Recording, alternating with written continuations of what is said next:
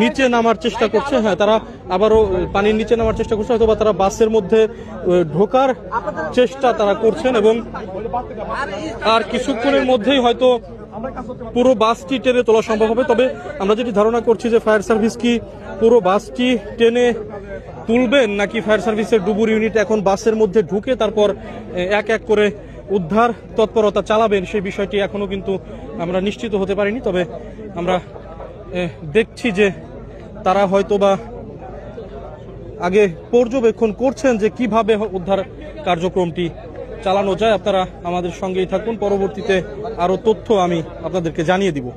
ধন্যবাদ।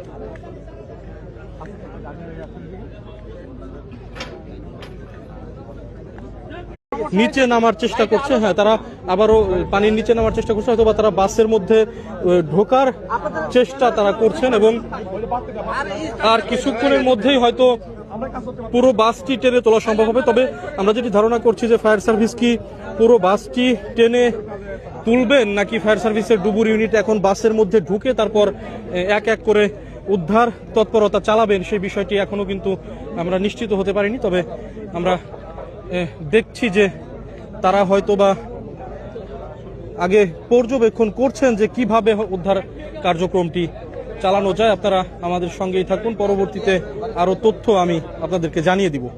ধন্যবাদ।